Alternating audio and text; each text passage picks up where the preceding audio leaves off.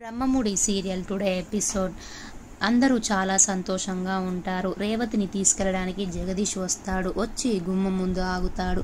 అప్పుడు రుద్రాని, మా ఇంటి అమ్మాయిని నువ్వు పెళ్లి చేసుకున్నావు, మోసం చేసి పెళ్లి చేసుకున్నావు, ఏ మొహం పెట్టుకొని వచ్చావు మళ్ళీ మా ఇంటి ముందుకి, మా గుమ్మం ముందుకి ఎందుకు వచ్చావు అనేసి అంటూ ఉంటుంది.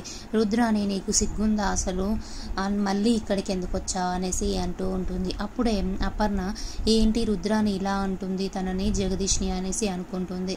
ఇందిరాదేవి, సుభాష్, నువ్వు అపర్ణ ఇంట్లోకి రమ్మనండి, మీరే కదా తనని అవమానించి బయటకు పంపించారు, మీరే రమ్మనండి అనేసి అంటుంది. అప్పుడు జగదీష్ అలాగే చూస్తూ ఉంటాడు. సుభాష్, అపర్ణ ఇద్దరు వెళ్ళి, రా బాబు ఇంట్లోకి, అవన్నీ ఒక పీడకలలాగా మర్చిపోయి నువ్వు రా బాబు అనేసి అంటారు. అప్పుడు జగదీష్, నన్ను క్షమించండి, మీ అమ్మాయిని నేను పెళ్లి చేసుకొని మీకు చెప్పకుండా పెళ్లి చేసుకున్నాను, నన్ను క్షమించండి అనేసి అంటాడు. అప్పుడు అపర్ణ, ఏం కాదులేండి బాబు, మమ్మల్ని మీరు క్షమించాలి, లోపలికి రండి బాబు, ఇదన్నీ ఒక పీడకలలాగా మర్చిపోదాం అనేసి అంటుంది. అప్పుడు జగదీష్ లోపలికి వస్తాడు.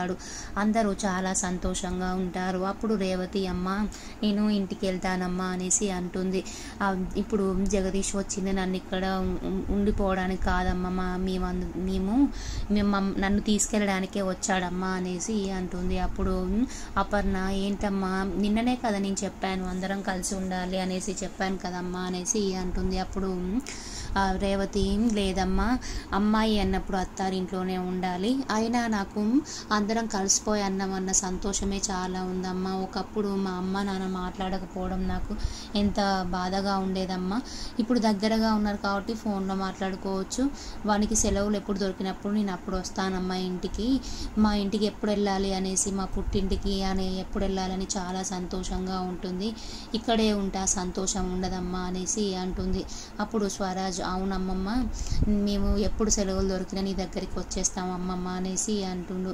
రేవతి, అప్పుడంటే నాకు నా బాబుకి ఎవరు లేరని చెప్పానమ్మా, ఇప్పుడు అమ్మమ్మ, తాతయ్య, మామయ్య, ఇంత పెద్ద ఫ్యామిలీ ఉందని నేను చాలా సంతోషిస్తానమ్మా, నేను వస్తానమ్మా అనేసి రేవతి, బాయ్ తమ్ముడు, అలాగా బాయ్ అమ్మ అని చెప్పి వెళ్ళిపోతుంది. అప్పుడు రుద్రాని, రాహుల్ ఇద్దరు, రాహుల్ ఏమంటాడంటే, అమ్మ నేనే వారసుని అన్నావు ఈ ఇంటికి, ఇప్పుడేమో ఒకరి తర్వాత ఒకరు వారసులని వస్తారు, ఇప్పుడేమో రేవతి వాళ్ళు వచ్చారు, వాళ్లకు ఆస్తిలో సగం వాటా వెళ్ళిపోతుందమ్మా, నువ్వేం చేస్తున్నావు అమ్మ, అలాగే చూస్తూ ఉన్నావు అనేసి రుద్రాని మీద కోప్పడతాడు. అప్పుడు రుద్రాని, కొంచెం వెయిట్ చేయి, నేనే నీకు వారసునిలాగా చేస్తాను, ఆస్తి మొత్తం మనకు దక్కేలా చేస్తాను అనేసి అంటుంది. అప్పుడు రాహుల్, స్వప్నని మన గ్రిప్లో పెట్టుకోవాలమ్మా, పెట్టుకుంటేనే కొంచెం మనం ఏదైనా సాధించవచ్చు అనేసి అనుకుంటారు ఇద్దరు. రాజు డాక్టర్ దగ్గరికి వెళ్ళి, ఎలాగైనా బిడ్డని కాపాడవచ్చా డాక్టర్ అంటే, డాక్టర్ లేదండి, పాప ప్రాణాలు దక్కవండి, పాప ప్రాణాలు దక్కితే కావ్య చనిపోతుందండి, ఎవరిదైనా ఒక ప్రాణమే బ్రతుకుతుందని చెప్పేసరికి రాజు షాక్లో ఉండి ఇంటికి వస్తాడు.